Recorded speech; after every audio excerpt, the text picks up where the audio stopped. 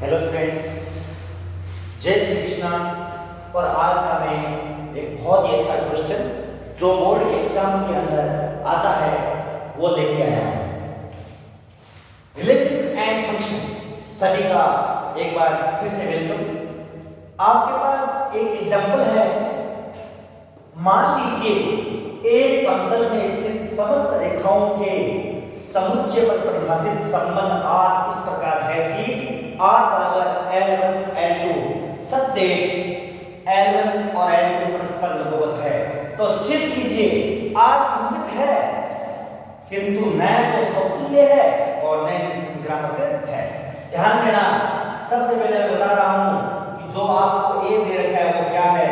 तो A हमारा है समतल में स्थित समस्त रेखाओं का समुच्चय। A क्या है? समतल में स्थित समस्त रेखाओं का समुच्चय। समस्त रेखाओं का समुच्चय ये हमें दे रखा है A, समस्त रेखाओं का समुच्चय। आगे चलिए, R हमें दे रखा है, R हमें दे रखा है L1 L2 such that L1 और L2 परस्पर लंबवत है। L1 व L2 परस्पर लंबवत है।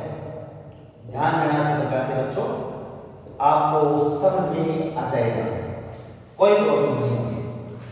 अब सबसे पहले चेक करते हैं इसको समतुल्य होने के लिए क्या होना पड़ता है। देखिए, समतुल्य यानी मैंने बोला था रिफ्लेक्सिव। रिफ्लेक्सिव के लिए क्या देखना पड़ेगा? मैंने आपको बताया था रिफ्लेक्सिव के लिए आप इन दोनों को सेम कर दो। इन दोनों को सेम कर दो, यहां से हमेशा शुरू करना है। तो देखिए क्या है, L1 व L2 की जगह पे कर दो L1 और L1 परस्पर लंबवत है। लंबवत है तो आप ध्यान देना, क्या L1 के परस्पर लंबवत हो सकती है? भाई जो एक रेखा है ये L1, क्या ये L1 की लंबवत हो सकती है? क्योंकि खुद के लंबवत कोई रेखा हो नहीं सकती। हाँ, कंडीशंस के अंदर खुद के समांतर जरूर होती है, लेकिन कोई रेखा L1 के लंबवत होती है ऐसा संभव ही नहीं है।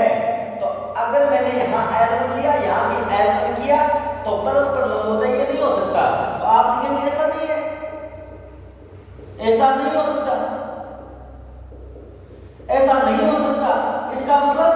इसका मतलब हो गया कि जो L1 और L1 है वो does not belong to R से बिलोंग नहीं करेगा। L1 और L1 R से बिलोंग नहीं करेगा, और जब R से बिलोंग ही नहीं करेगा, R मतलब इससे बिलोंग नहीं करेगा, और जब बिलोंग ही नहीं करेगा तो समतुल्य संबंध नहीं हो सकता। तो आपको लिखना है अतः R समतुल्य संबंध नहीं है, समतुल्य संबंध नहीं है, समतुल्य संबंध नहीं। अब आगे चलिए, अगर मैं बात करूं सममित की, समतुल्य तो नहीं हुआ। अगर मैं बात करता हूं सममित की, ध्यान देना बच्चों, अगर मैं बात करता हूं कि सममित संबंध है क्या, तो ध्यान दो, सममित संबंध यानी सिमेट्रिक रिलेशन। सममित संबंध के अंदर आप ध्यान, मैंने बोला है हमेशा एक चीज मानते हैं दूसरी चीज लाते हैं कि माना यदि क्या मानोगे L1 L2, माना यदि L1, L2 बिलोंग R है तो इसका मतलब है कि जो L1 है वो लंबवत है L2 के, L1 लंबवत है L2 के, L1 लंबवत L2। क्या इसके आधार पर हम निष्कर्ष निकाल सकते हैं? ध्यान देना, सामने हम डायग्राम बना सकते हैं। ये रेखा है L1 और ये रेखा है L2 दोनों एक दूसरे के लंबवत है। तो L1 L2 के लंबवत है तो L2 L1 के लंबवत होगी। इसका मतलब हो गया L2 भी L1 के लंबवत होगी, L1 के लंबवत होगी, लंबवत होगी। इसका मतलब आप ये भी लिख सकते हो L2 लंबवत L1। पहले L1 लंबवत L2 था, अब L2 लंबवत L1 आ गया, तो इसका मतलब क्या हुआ कि जो L2, L1 है वो बिलोंग कर रहा है R से। किससे बिलोंग कर रहा है? R से बिलोंग कर रहा है। अब ध्यान देना, ये R से बिलोंग कर रहा है, तो इसका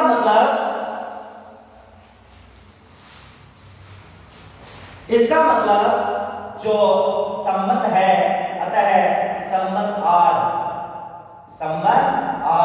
संक्रामक है, सॉरी सम्मित है। अब हम बात करते हैं 3 नंबर संबंध की, संक्रामक संबंध की, ट्रांजिटिव रिलेशन की। संक्रामक संबंध की बात करते हैं। संक्रामक संबंध के अंदर पहले बताया गया आपको 2 चीज हम मानते हैं, देखना ध्यान से। माना यदि L1, L2 belong to R तथा L2, L3 belong to R है, तो ये सारे L1, L2, L3 belong करेगा A से। तो ध्यान देना, यदि ये 2 है तो इसे 2 समीकरण मिलेंगे। इसका मतलब L1 लंबवत L2 समीकरण नंबर 1 और L2 लंबवत L3 समीकरण नंबर 2। अब ध्यान 3 दिखाई दे रहा हूं मैं, L1 लंबवत L2, तो देखना ये है हमारी L1 और ये देखा होगी L2 दोनों लंबवत है। अब L2 L3 के लंबवत है, L2 L3 के लंबवत है, ये मैंने ले ली L3। तीसरी देखो, L1 और L2 लंबवत है, L2 और L3 भी लंबवत है, क्या है? लंबवत। तो बच्चों L1 L3 के लंबवत होनी चाहिए। संक्रामक संबंध की जब बात आती है तो L1 L3 के लंबवत होना चाहिए, लेकिन यहाँ तो L1 और L3 क्या हो रही है? समांतर।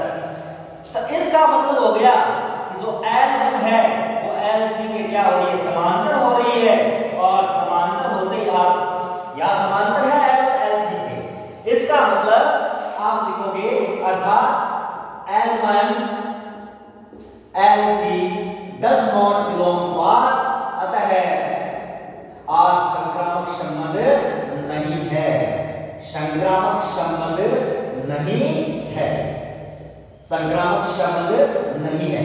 अगर आपको इसी टाइप के क्वेश्चन आगे करवाऊं, एक ही निवेदन है, एक ही रिक्वेस्ट है, प्लीज मेरे चैनल को सब्सक्राइब करें, जिससे मेरा हौसला बढ़ेगा और आगे से आगे मैं शानदार क्वेश्चन करवाते जाऊंगा। रिलेशन एंड फंक्शन आपके जीवन में कोई दिक्कत नहीं आएगी। अगर आप 90 इयर्स के हो जाओगे तो भी आपको रिलेशन एंड फंक्शन याद रहेगा कि क्लास 12 का रिलेशन एंड टॉपिक फंक्शन का एक टॉपिक था हमारा। तो इस प्रकार से सभी स्टूडेंट को एक बार फिर राधे राधे, जय श्री कृष्ण।